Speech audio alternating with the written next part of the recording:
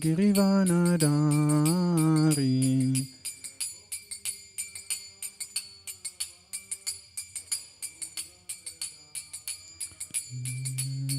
Yashodanandana Brajajana Ranjana.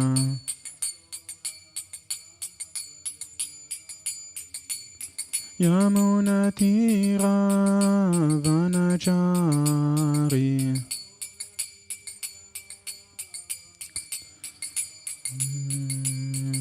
Hare Krishna, Krishna Krishna, Hare Hare, Hare Rama,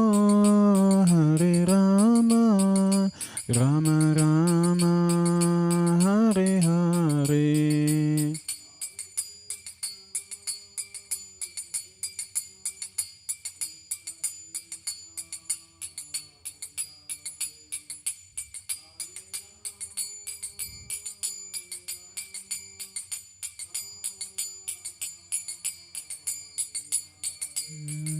Hare Krishna,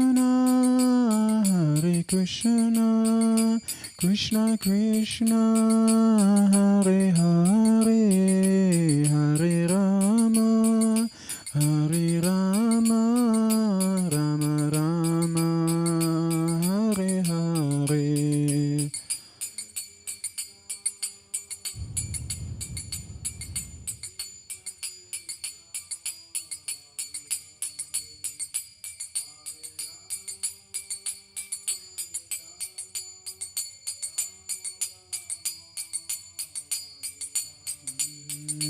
Jaya Radha Gokula Nanda, Radha Gokula Nanda, Radha Gokula Nanda, Shri Radhe.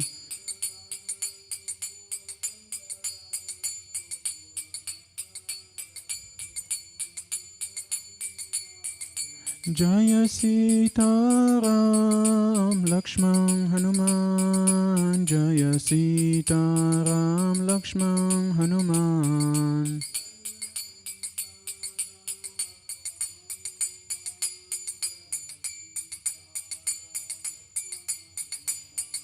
Jaya Gauranitai,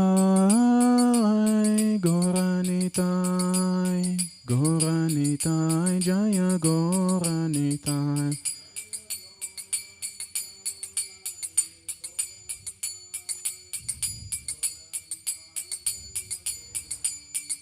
Jaya Jaya Prabhupada, Prabhupada, Prabhupada, Jaya Srila Prabhupada.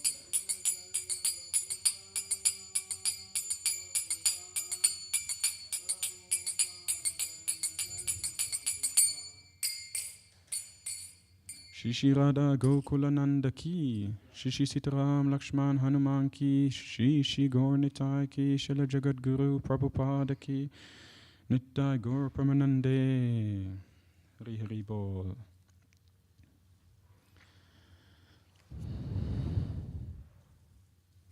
Hare Krishna.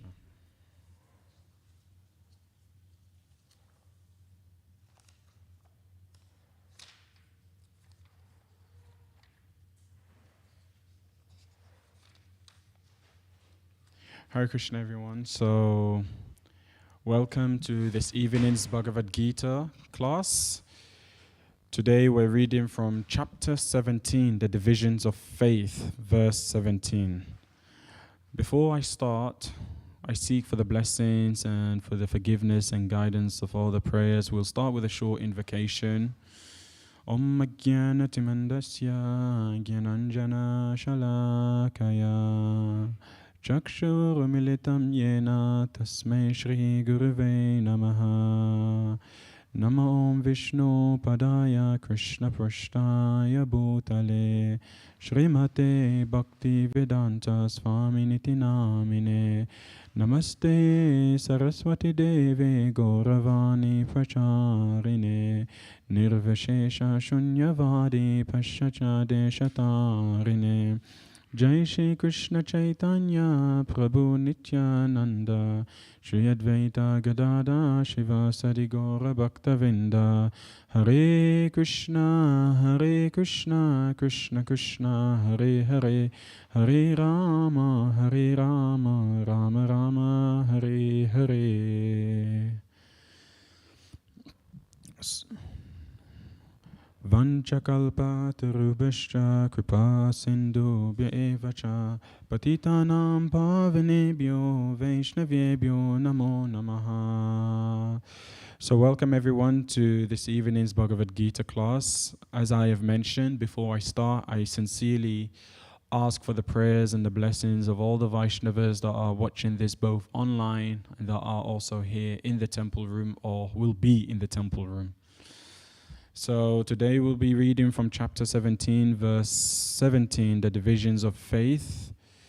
As usual, my Sanskrit is very rusty, so I'll try my best, and please, I beg you pardon for my shortcomings when it comes to Sanskrit.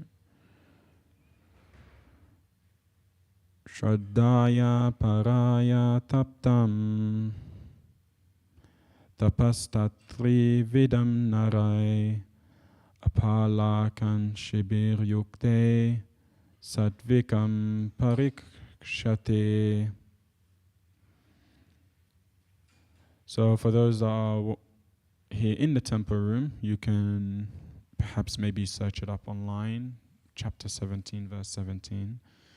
And for those that are on the other side, you can search it up online. Shraddhaya paraya taptam taptastatri vidam nare apalakan shibir yukte satvikam parikashate. So we'll continue with the transliteration. Shraddhaya, with faith. Paraya, transcendental. Taptam, executed. Tapaha, austerity. Tat, that. Trividam, of three kinds. Nare, by men. Afala, akanshibi, who are without desires for fruits. Yukte, engaged. Satvikam, in the mode of goodness. Parikashate is called. Translation by His Divine Grace A.C. Bhaktivedanta Swami Prabhupada Srila Prabhupada Ki. Translation: this threefold austerity performed with transcendental faith by men not expecting material benefits but engaged only for the sake of Supreme is called austerity in goodness. Just bear with me for a second.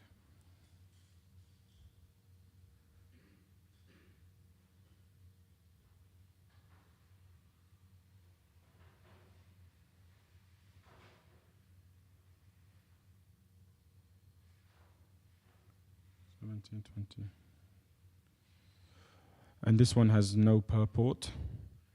But it's a very interesting verse. So I've actually put together some things that I've been able to extract from the verse. So we'll talk about that. It's really all about how to 17.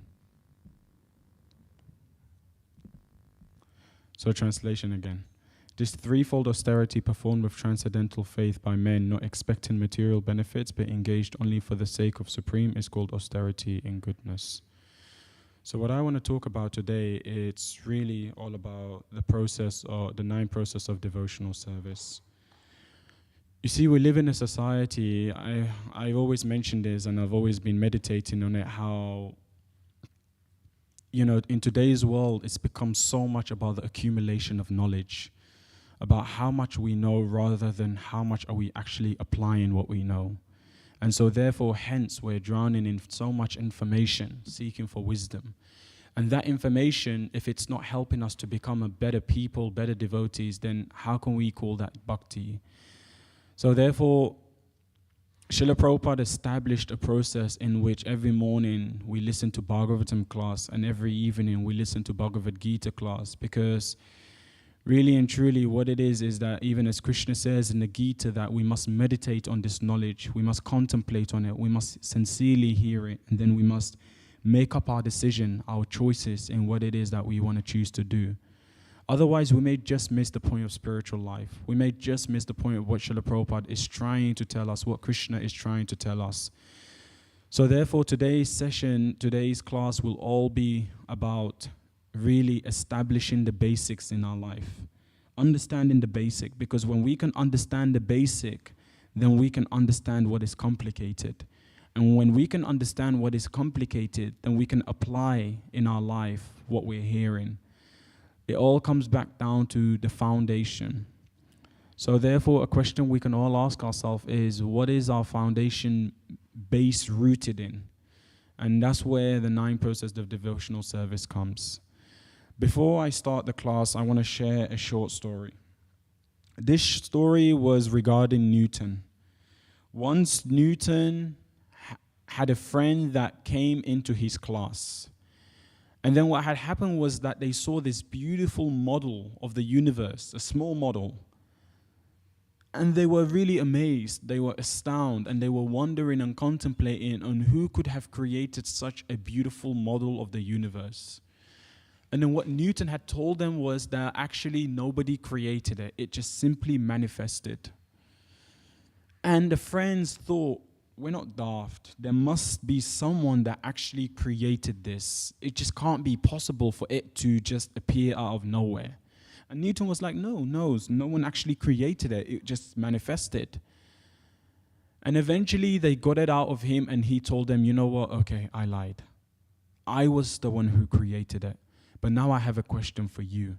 How is it that you can believe that this small model of the universe didn't just manifest, but yet you can believe the Big Bang Theory? You can believe that the whole world just came into existence without the presence of God, without the presence of Krishna.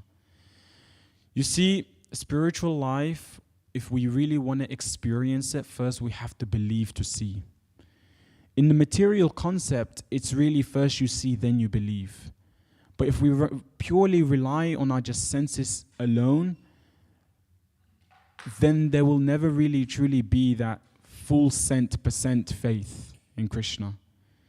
And that's where the process of devotional service comes in. So I'm going to go through every single process from 1 to 9. But really the aim is that you see the beauty of Krishna consciousness. Krishna says in the Gita that what great men do, common people follow. That he has personally descended into this world in order to establish Dharma and to destroy the miscreant. But let's just focus on what he's come to establish.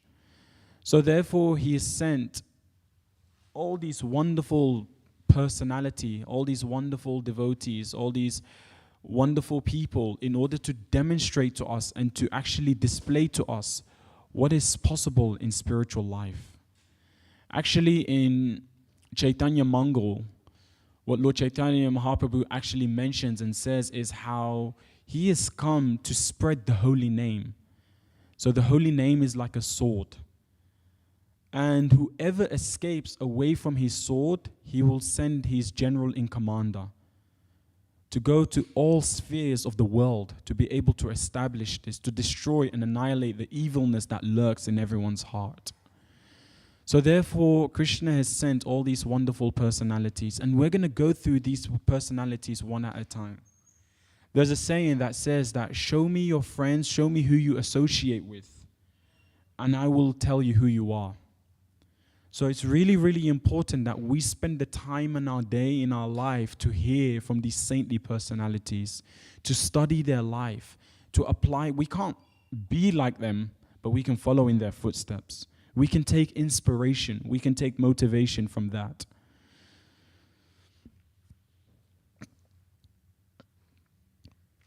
So The first thing that I really want to mention is that why is it important that we hear? So the first process of the 9 process of devotional service is Shravanam. Why is it so important that we hear? The reason why it's so important to hear is because did you actually know that in today's world, research was done? And what that research actually demonstrates is that people generally, the value of spiritual life is as their third option. Their first option is career. Their second option is relationship.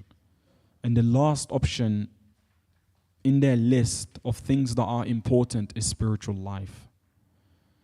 And naturally, whatever we value the most, and this actually, the reality is, I'm not just speaking in a broad sense, but I'm also speaking in a specific sense. As devotees, we can actually ask ourselves, how much do we value hearing? How much of Krishna is in our life? How much do we value Krishna? And how much do we want to progress? How much do we want to improve? How much do we want to advance? Because you see, whatever value that we have, whatever is at the forefront of our consciousness and we're targeting that, that is what shapes our experience of spiritual life. That is what causes the results that we have in our spiritual life. Sometimes we may be thinking that I've been chanting for many, many, many years, but I still don't feel a personal connection with Krishna. You know, I may have my first initiation, my second initiation, but still I don't have a taste. A taste doesn't simply come because we just desire it. It comes and it stems through the hunger, the greediness. We must be greedy. So therefore, when we're chanting, the first and foremost important thing is that we must be greedy to hear, to listen carefully and to listen attentively. And then the more we listen and the more we actually attentively hear, what happens is that our experience actually becomes molded. Our experience becomes molded, it becomes shaped. So that's the first thing that we need to remember. What is the value of spiritual life in our life? Is it the thing that we value the most, or is it something else that we're also meditating on? There's a saying that whatever you think about influences what you feel. Whatever you feel influences your words. Whatever you utter influences your action. Whatever action you take influences your character. And whatever character you have influences your destiny. It influences your result. So it all stems and it begins from what we think we value. And that is the beauty of bhakti, because most knowledge and wisdom stems from either anuman, so just speculation or theory, or pratyaksha, through our direct senses. But these are not things that we can actually rely on. These are not a reliable source. So the beauty of actually bhakti is that it comes from Shabda Pranam. And insanity is doing the same thing again and again and again, expecting a different result. Not just doing, also but hearing. Because whatever we hear, that is the repetition of thoughts that we experience. So therefore, when we actually try and connect ourselves to Shabda Pranam, means hearing from authority, listening to the Gita, having Sangha discussion, talking about Krishna. Because you see, the Bhagavad Gita isn't mythological. It's not just something that is wonderful to read and it's inspirational and it's got life lessons. It's literal. That means that what Arjuna has went through is real. Just as what we're also experiencing every single day to day is also real.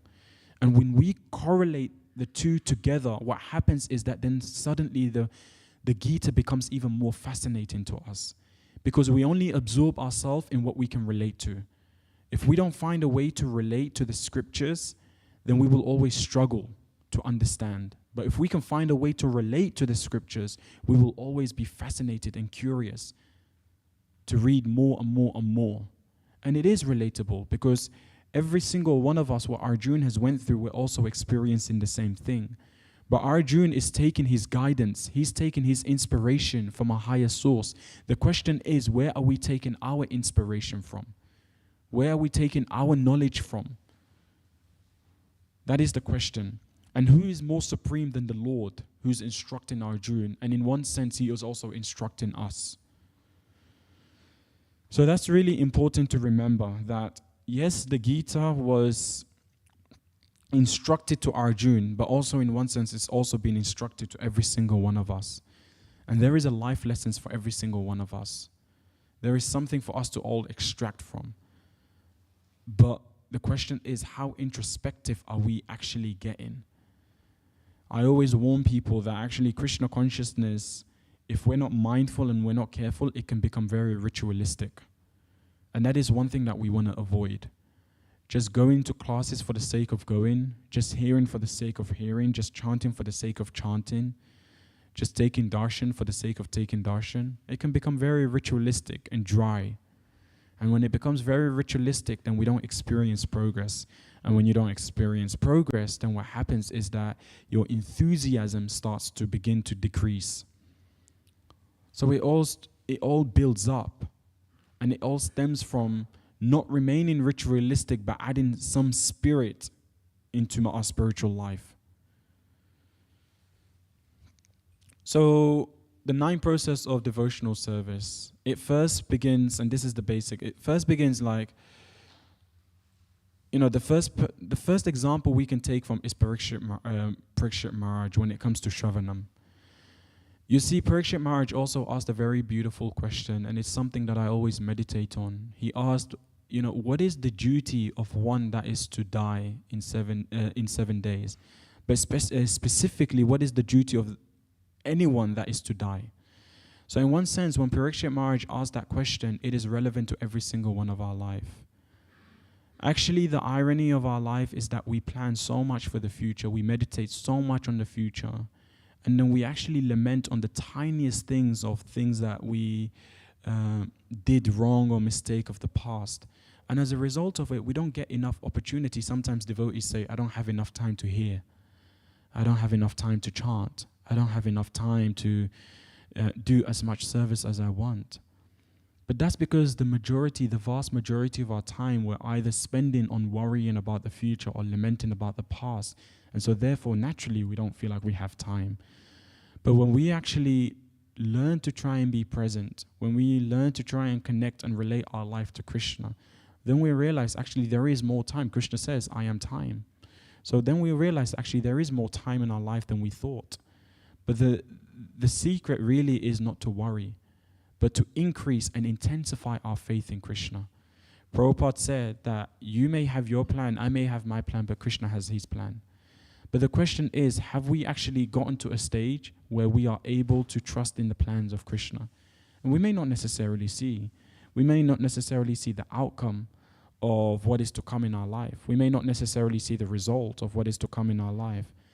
But do we have faith in Krishna? Do we have faith in Srila Prabhupada?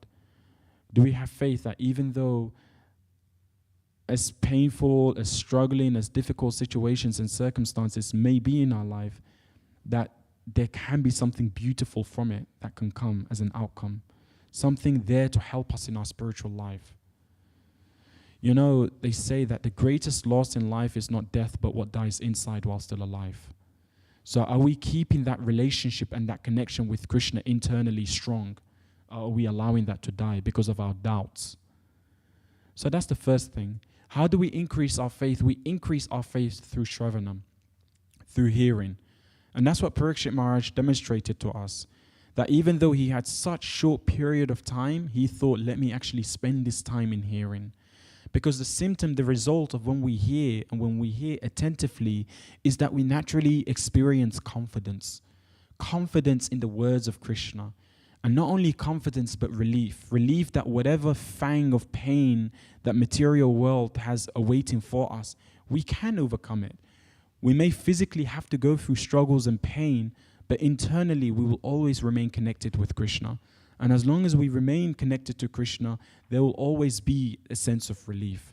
So that's the first thing, Shravanam, hearing. And we shouldn't just settle for just hearing a little bit. We should drink from the ocean of the Gita, of the Bhagavatam, of Shastra. Because every knowledge that Krishna gave to Arjuna is relevant in every aspect of our life. So that's the first thing. So here's a question that we can all ask ourselves. Here's a very, very important question that we can all meditate on and we can all ask ourselves. What is the quality of our hearing? What is it that we're regularly listening to? What is it that we're regularly exposing ourselves to? It's quite shocking, actually, that, I've discovered that the average person actually uses between 300 to 400 words a day. And out of that, actually, most of those words have nothing to do with Krishna, but it's all to do with our worries, our concerns, our troublesome, the devotees or things that we don't like, the prasadam that we don't like, all these kind of things that we regularly moan and complain about. And as a result of it, it creates a negative experience of Krishna consciousness for us. So how do we increase our vocabulary? How do we increase our enthusiasm? How do we increase our relationship to Krishna? Is through Shravanam, hearing. What we hear, we feel, and we become. So again, it's a very important question to ask yourself. What is the quality of my hearing? What am I regularly exposing myself to? What am I regularly listening to? Shishi Radha Gokulananda ki, Shishi Sitaram Lakshman Hanuman ki, Shishi Gaur Nitai ki. And what we hear influences our actions and it influences our character, as I actually mentioned earlier on. So that's the first thing. We are designing our spiritual life based on what we are regularly listening to. So therefore, actually what Bhaktivedanta Swami once said, it is so, so beautiful and so relevant. Because what bhakti does is what devotional service does, it breaks that dogmatic life that we're all leading. Krishna consciousness is not there to subtract. It is there to add the most important element of your life. Because what it is that if your happiness, if your satisfaction, if your so-called progression is dependent on what you acquire and you accumulate, then you will become entangled. And that leads to a pathway to suffering. But when we understand that we can do anything, we can live out our life, but we must add Krishna as the important source and element and factor into it all, then what happens is that we become detached from the results of our activities. So therefore, again, what I say is that bhakti is so important because it actually breaks our dogmatic system. It exposes us. It exposes us to a life where we are not settling for normality. What is normality defined as? Normality is defined as accepting the values, the beliefs, and the principles of an insane world. A world which is driven by money, a world that is driven by how much we have, a world that is driven by what I'm doing, who I am, how much money is in the bank, how many houses do I have, a world that is driven by success. But the world doesn't understand that the success is not dependent on what you externally carry, but what you are internally developing. So that is what bhakti does. Bhakti breaks that dogmatic mentality that we have of what we've been educated and indoctrinated into believing. So, and it's really, really important when Shukadev Goswami came and Parikshit Maharaj was there and they were sitting together and they were speaking. In the science world, there's a particular word called mirroring. We all experience this. Mirroring. What happens is that you actually become the average person you become the person that you surround yourself with. You become the average person of the three people that you surround yourself with. So what mirroring means is actually the people that we surround with, we actually take on their inspiration. We take on their vision. We take on what motivates them. So can you imagine when we actually associate ourselves, the vast majority, and it's not to say that we're living in an isolated world. It's not to say that we're isolating ourselves from society. We have to live in society. We have to speak with people. We have to connect with people. But the question you need to ask yourself is that, are you taking association or are you giving association? That is the question you need to ask yourself. So what this process of mirroring, what it actually does it, is that we're taking on the inspiration of people around us. We're taking the belief, the vision, the motivation, all these things. So therefore, if you spend and utilize the vast majority of your time associating with materialists, then you become a very materialistic person. But if you spend the vast majority of time associating yourself with devotees, with people that love to speak about Krishna, that people that love to center Krishna around all their activities, then that's who you become. And you see, in the temple, we encourage young devotees and devotees in general about this sort of concept that you should spend 20% of your time with seniors, 40% of your time with peers, and the other 40% of your time with juniors. Seniors, so people that are more elevated, people that are well scriptured, people that are book Bhagavat, they're living the life of Bhagavatam. So when you surround yourself with people like that, then you see that the Bhagavatam becomes alive. It's not just words on a text paper. That actually there is someone that is living the philosophy, and that inspires you. That encourages you. And not only that, seniors are also there as people that we can relate to, people that we can connect with, because that's ultimately what we all need. What did Rupa Goswami says, that one of the loving exchanges is to be able to confide our heart, to be able to reveal our heart to one another. So that's seniors. Then peers, people that are on a relevant level to where we are. We can relate to them. Because if we just choose to surround ourselves with people that are always more senior to us, familiarity may breed first. Comparison, criticism. We may even compete with them. So in order to avoid that, we minimize how much time we spend with them, and we spend more time. We spend a more relevant time with people that are on a relevant level to us, people we can relate to, people we can also share and relate our struggles with. And then 40% of the time, juniors, people we can inspire and help. You see, bhakti is all about being selfless service. So this is a process that we can all apply in our life. So that's first of all Shravanam.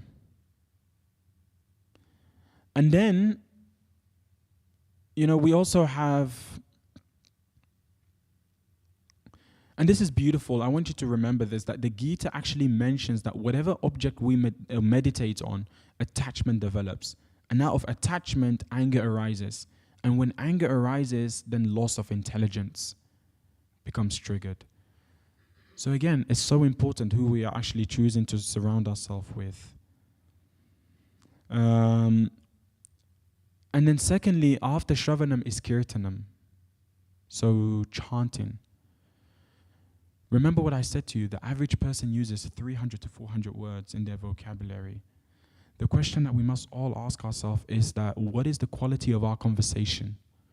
What are we speaking about? Because as I have mentioned, what we speak about influences what we feel. Krishna. What we speak about actually influences what we feel. Actually, also not all that, but what we speak about also shapes our experience, our reality of Krishna consciousness. What we speak about influences whatever we become attached to. So it's really, really important. What is the quality of our conversation? It's actually even more amazing how, every single one of us, even including myself, we are all living in an autopilot. And that autopilot means that the average person also has between 60 to 70,000 thoughts. And out of that, 80% of people's thoughts are negative. And approximately around 90% is repetition. Where is the cause of all this? The cause of all this is the quality of our conversation. And so therefore, our scripture, especially Bhagavatam, what it endorses and what it's all about is the beauty of questions and answers. How do we break the cycle of negative thinking? How do we break the cycle of mediocrity? Is through question. So we must find the right people, and we must get into the habit of asking the right questions. We must get into that habit. And that's what our entire Bhagavatam is based on, questions and answers. The quality of your question determines the quality of your spiritual life. So how regularly do we approach a teacher and do we ask them questions? The reality is that what prevents us from doing that is the false ego. We don't want to be wrong. And more importantly than we don't want to be wrong is that we want to be right. And more importantly than we want to be right. And more importantly than we'd want to be right is that we don't want to take guidance. So it's really, really important. Arjuna actually showed us through the Gita that we must approach a spiritual teacher in the mood of surrender. Krishna consciousness is a process of unlearning.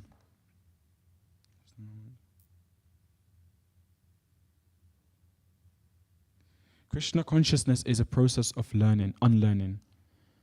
So it all begins from humility. How much of us can we really say that when we approach a spiritual teacher, we're actually approaching in the mood of, I don't know. I'm ready to learn. I'm ready to ask questions and I'm ready to meditate on it. I'm ready to contemplate on it. And I'm even ready to be challenged. Society has taught us that the moment you are challenged, turn away. What spiritual life teaches is that when you're challenged, it is a good opportunity to see where Krishna lies in all this situation and circumstance. We must accept the proposal to be challenged in our thought pattern, in the way we think. And this doesn't just go for just every one of you. It also goes for devotees in general, people that have been practicing for 20, 30, 40 years. We must all be open to the proposal of being challenged in our thought thinking, our thought pattern. If something can help us to come closer to Krishna, why wouldn't we want to take on that? Why wouldn't we want to accept that? So therefore, the process of Krishna consciousness is unlearning first and then learning. We must dare to be wrong. We must dare to admit that maybe we don't have the formula. And there is a teacher out there that can teach us the formula. And who is that teacher? Srila Prabhupada. And what is that process? It's the Bhagavad Gita and sadhana bhakti. So this is really important to remember. We must spend as much time as we can hearing. And then we must also spend as much time. And the beauty of hearing, did you actually know hearing is not just what we physically hear, but it's also what we're also hearing here. Krishna says in the Bhagavad Gita that the mind could be your worst enemy or it could be your best friend. So it's not just the voice outside, it's also the voice inside. What is on an autopilot in our consciousness that we are repetitively keep on repeating again and again and we're hearing and it is shaping our experience? So what kind of voice do you have going on inside your head? That's something to meditate on. Because your voice can degrade you or it can elevate you. And how do we tackle that? Shravanam and Kirtanam. Shravanam means hearing from a bona fide guru, a spiritual master, a spiritual teacher, or a sadhu. And Kirtanam means discussion. The next thing is that we must be engaged in service.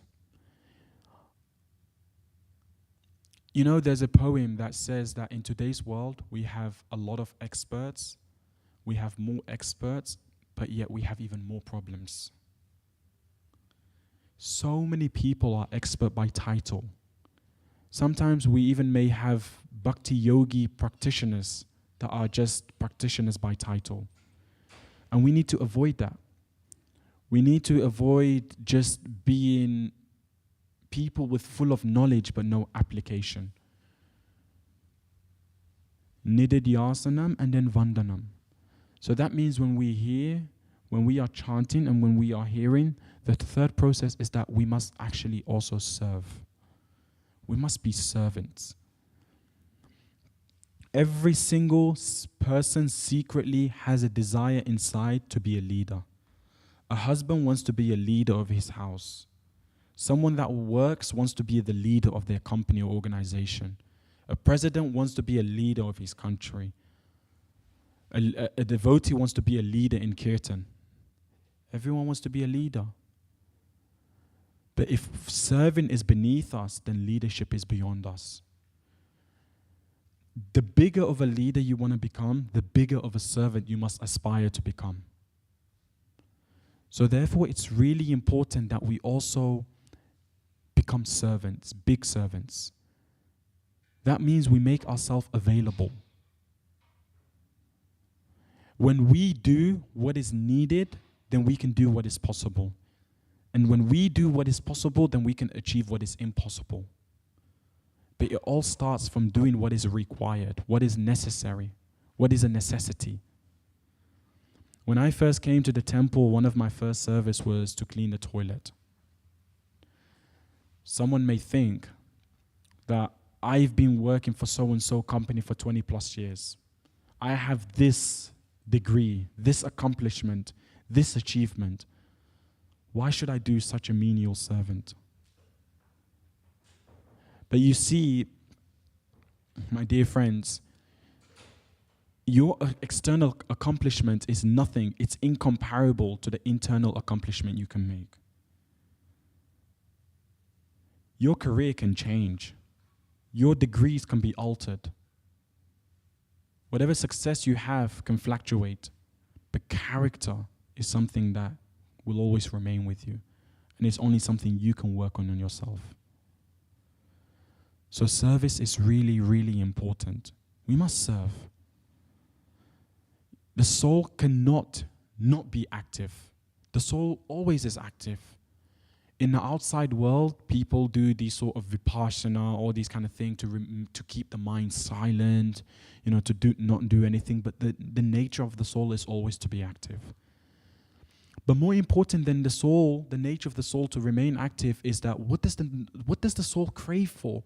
What does the soul require? What does the soul need? It needs love. Can you actually imagine the whole world is driven by the need for love and significance? Everything that we do, from who we do it for to what we do, we are driven by the force of love. A husband wants to create the most perfect and ideal life for their family out of love. A career person wants to do the best that they can out of love in their organization, and love is defined in different ways for different people, but is still rooted and stemmed in the same source, which is love of Krishna. We may describe it and explain it in many ways. I want to do this because I experience love. I want to accomplish that because I experience love. But actually, when we get to the bottom of the root, it's because we're actually looking for a relationship. Not a relationship that can be fulfilled by our spouse.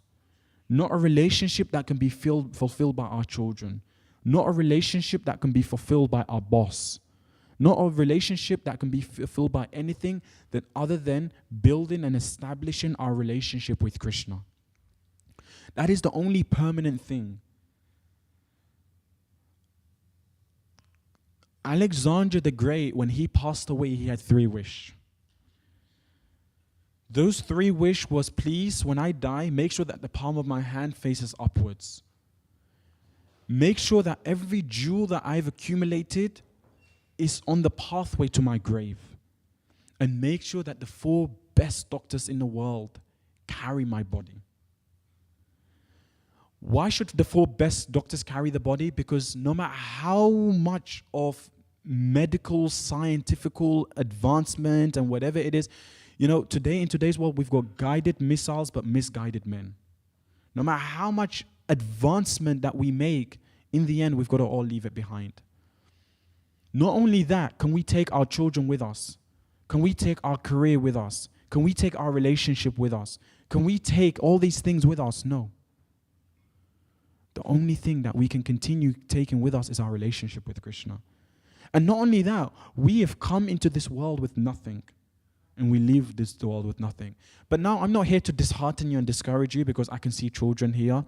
No, the responsibility of a parent is to educate their children in the process of bhakti. Otherwise, actually, we're cheating our children and we're cheating ourselves. Because eventually we'll have to leave our children anyway. And they must learn to live in this world for their own. So we must give them the formula. And what is that formula? Sadhana bhakti. It is the process of shravanam, kirtanam, smaranam, remembering, hearing, and chanting. This is what gives our children hope for the future when they are connected with Krishna. So we must serve.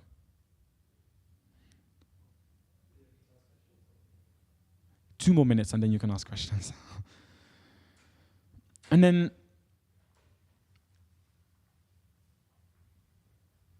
the next thing, the last thing, there's so much more to say, and 1 hour wasn't enough after all.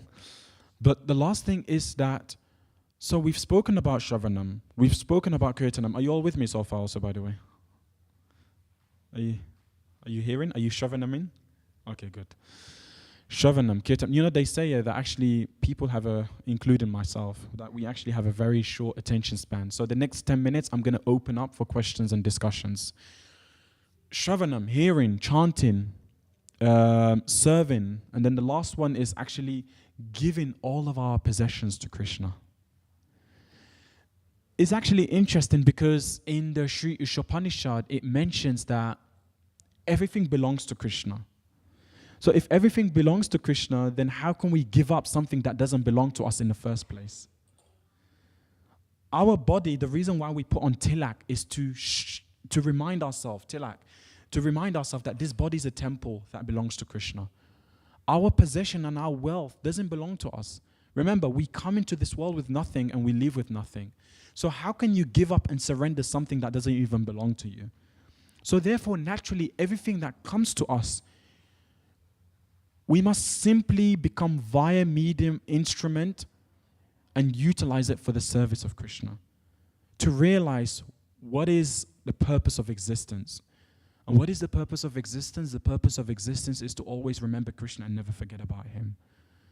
Srila Prabhupada said that in your time of death, there's only two ways you can go. Either you embrace death as friend, or you actually become very scared of death as an enemy. For a devotee, they embrace death as a friend. Because your whole life you spent remembering Krishna, serving Krishna, in the form of raising your children, in the form of going to your workplace and, doing the best that you can, but not for your own sense gratification, but for Krishna. Going shopping and offering your food to Krishna. So when you live your whole lifestyle in Krishna consciousness, in the time of your death, it becomes easier. But if you become neglectant, then in your time of death, you forget about Krishna. It becomes very, very hard. And I've seen people in their deathbed finding it so hard to remember Krishna, but they had to remain determined and with conviction. So it's hard. And that's for devotees. Those are for people that are practicing their whole life for Krishna consciousness. What to speak of us? So we must intensify our spiritual practice. Hare Krishna. Okay. So, question? Do you have a mic? Let me just get a mic.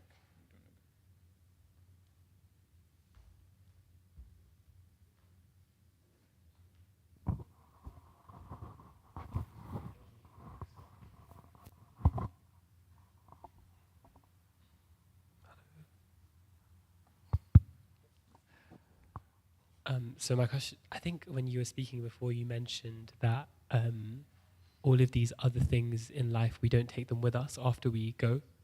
Mm-hmm. So I'm just wondering, how do we learn to still value those relationships, those career milestones, those things? So we know that it's going to go, but how do we value it? Is that what you're saying? Yeah.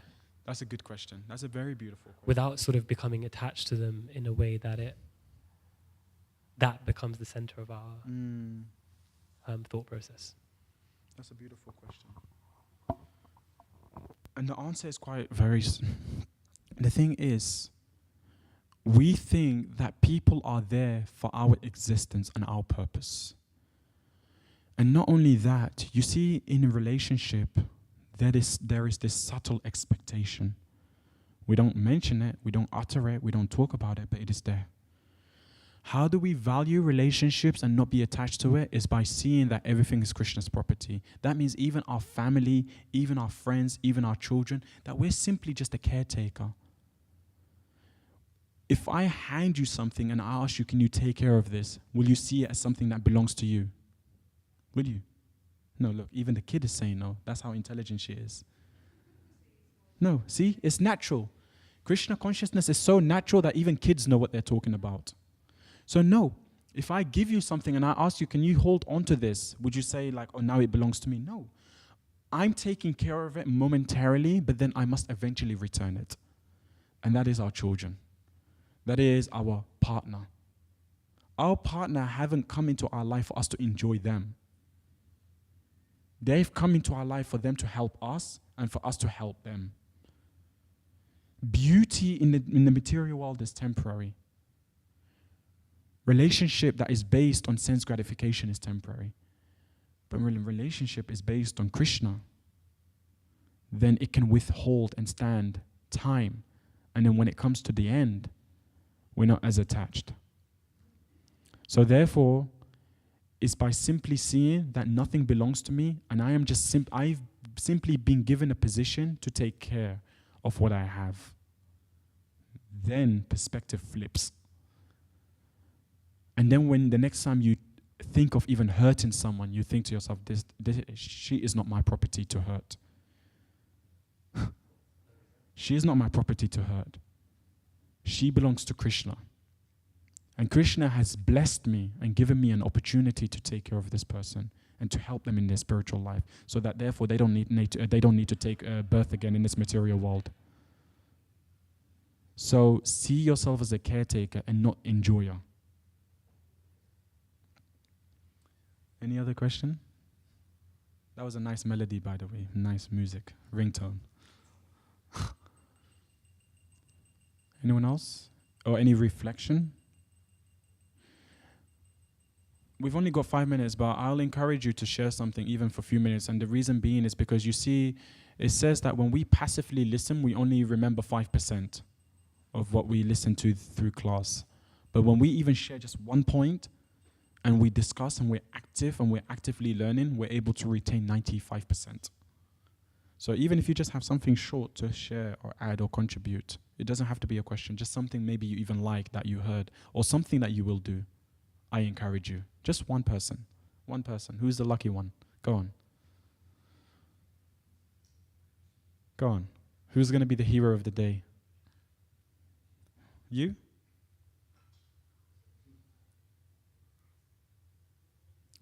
What's one thing that stood out for you? Let's ask that question. What was one thing through the class that stood out for you? One thing that you can remember?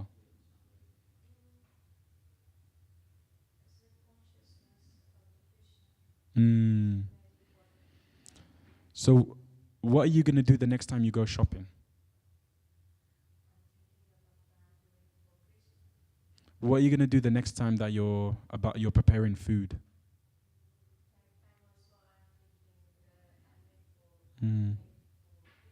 Good. Offer it. Good.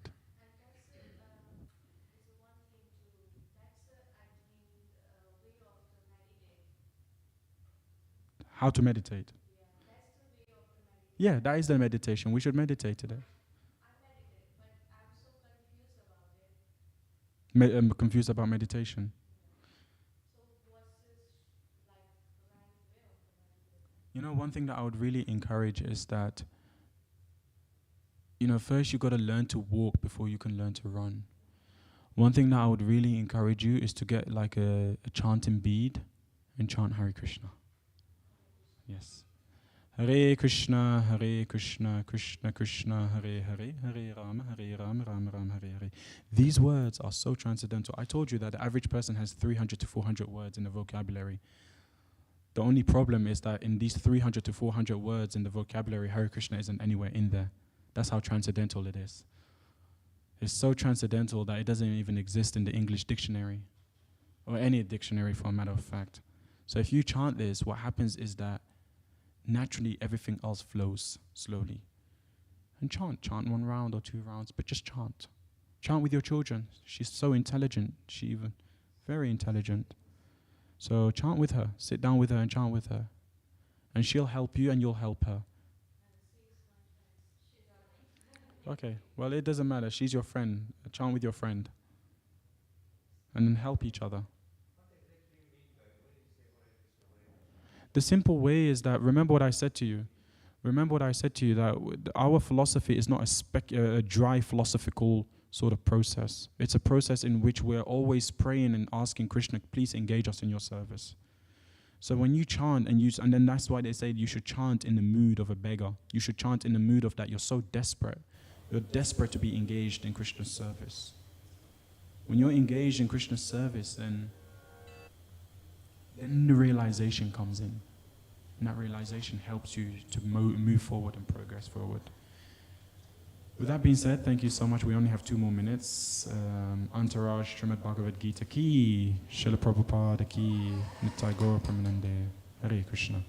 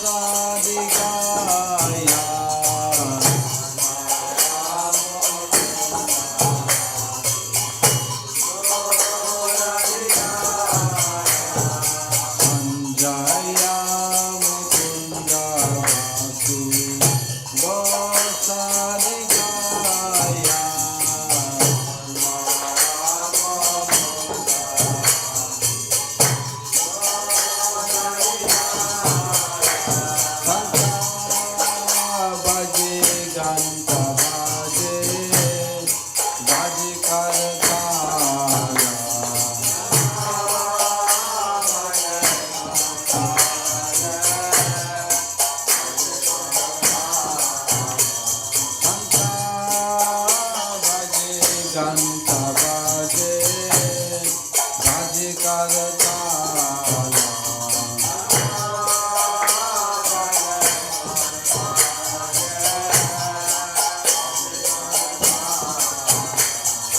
माधुरा mridanga बाजे परमारसाला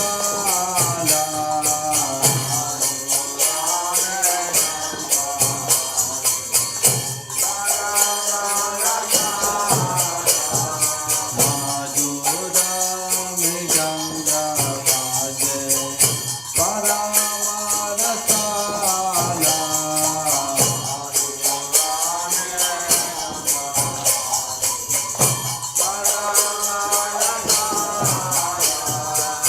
घंटा बाजे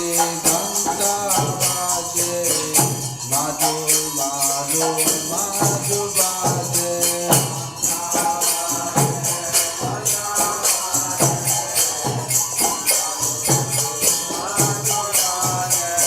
घंटा बाजे माधुर माधुर माधुर बाजे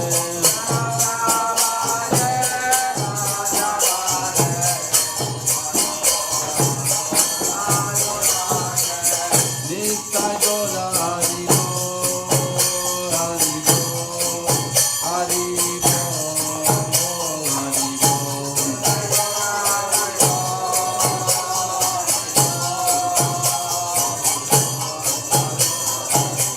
नित्य गौरा हरि बोल हरि बोल हरि बोल हरि बोल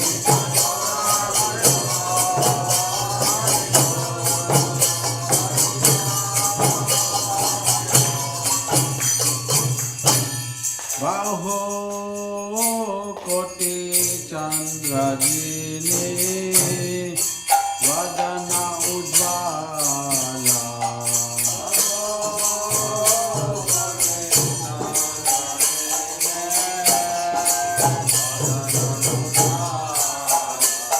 बाहो कोटि चंद्रजिने वदना Ujjwala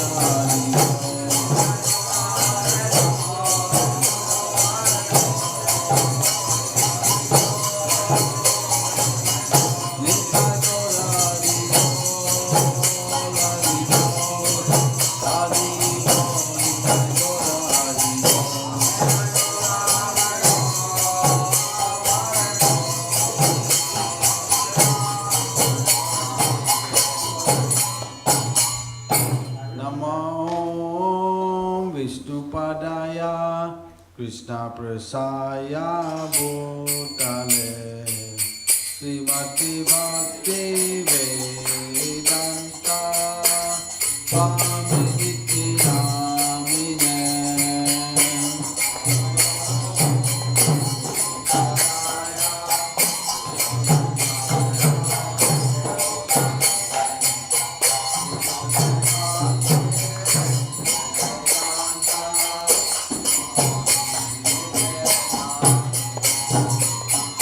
Namaste Saraswati Devi Gauravani Pracharine Nirvishesha Sunyavadi Bhaktatari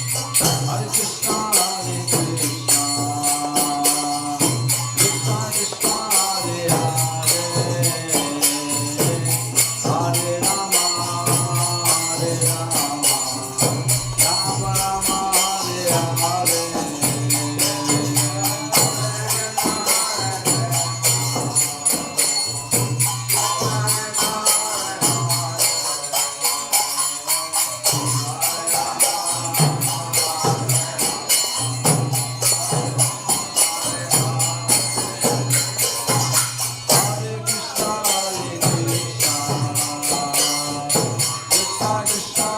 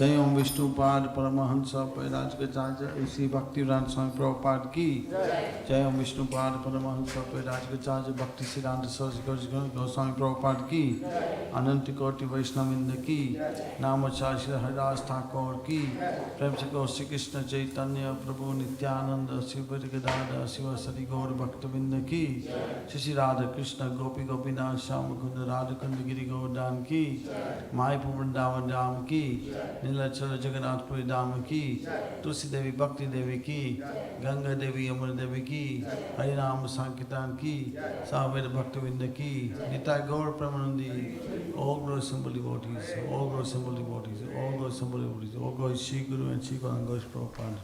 So everyone can sit down for 5 minutes, going to pray to Lord Narasimha and his protection.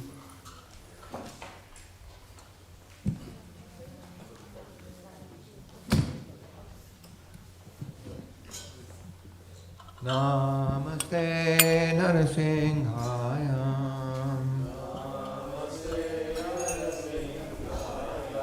Pralada Lada Dayine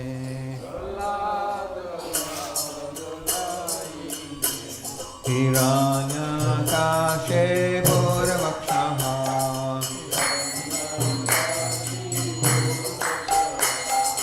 Shila Samhana Galaye